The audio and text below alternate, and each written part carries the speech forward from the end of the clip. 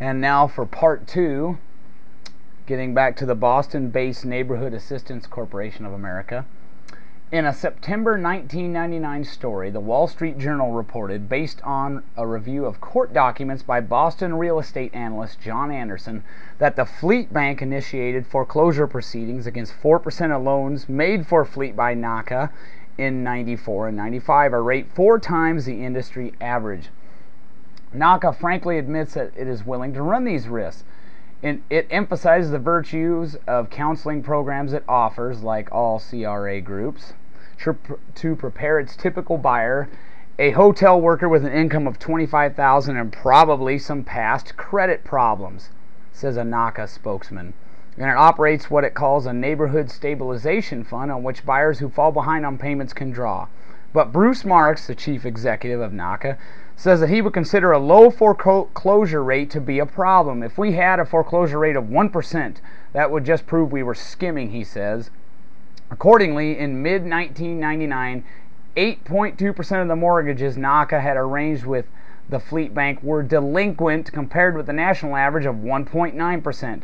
Considering our clientele, Marks asserts, 9 out of 10 would have to be considered a success. Really? This guy's an idiot. The group likes to promote, for instance, the story of Renea Swain Price, grateful for NACA's negotiating on her behalf with Fleet Bank to prevent foreclosure when she fell behind on a $1,400 monthly mortgage payment on her 3-family house in Dorchester.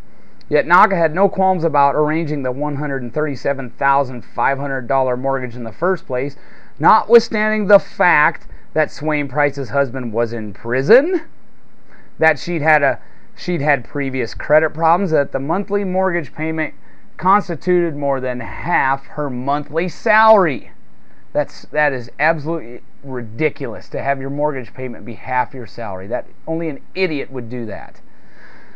The fact that NACA has arranged an agreement to forestall foreclosure does not inspire confidence that she will have the resources required to maintain her aging frame house. Her new monthly payment in renegotiation of previously missed payments is $1,000. I sounded like Barney Frank there for a second. $1,879.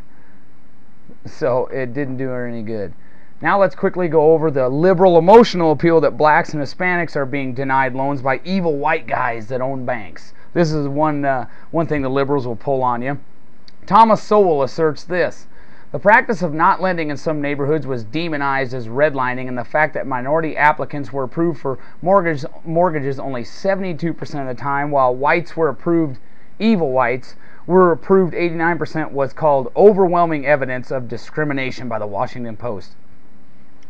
In our own personal lives, common sense leads us to avoid some neighborhoods. If you want to call that redlining, so be it. But places where it is dangerous to go are often also places where it is dangerous to send your money. Like, who's going to invest in Nigeria or Venezuela? Not me. As for racial differences in mortgage loan application approval rates, that does not tell you much if you're comparing apples and oranges.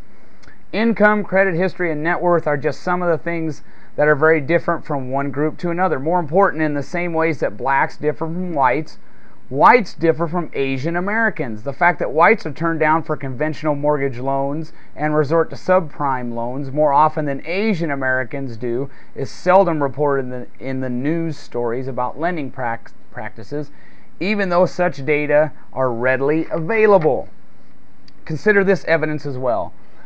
A September 1999 study by Freddie Mac, for instance, confirmed what previous Federal Reserve and FDIC studies had found: that African Americans have disproportionate levels of credit problems, which explains why they have a harder time qualifying for mortgage money. As Freddie Mac found, blacks with incomes of $65,000 to $75,000 a year have on average worse credit records than whites making under $25,000.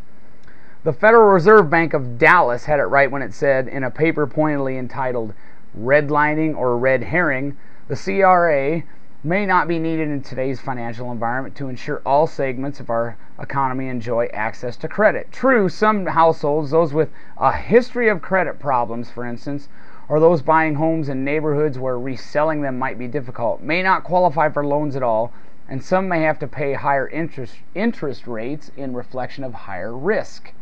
But higher rates in such situations are balanced by lower house prices. This is not a conspiracy against the poor or minorities. It's how markets measure risk and work to make credit available.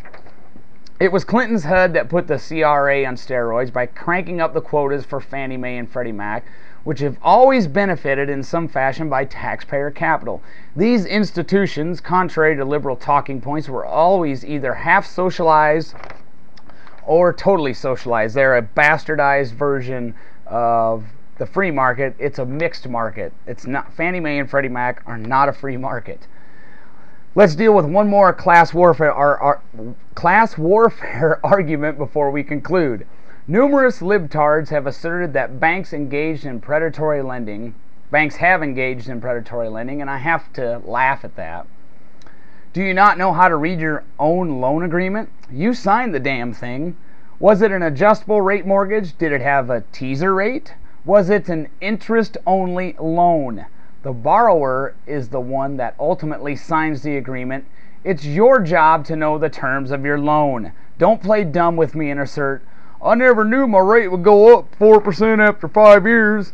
So that sums it all up. Again, I'll have the link on the right side there where there's a whole bunch more information, but this proves that this user that put up this crummy how the U.S. mortgage industry collapsed video, he didn't get into details because he can't. And I know it appeals to some people to put up a short argument. You know, this is the Google mentality where you want to find something out, you just Google it, or go to Wikipedia, which is another source of misinformation, and get a short argument. But contrary to him, we get into details, and I guess if he has a problem with it, he can just bring it.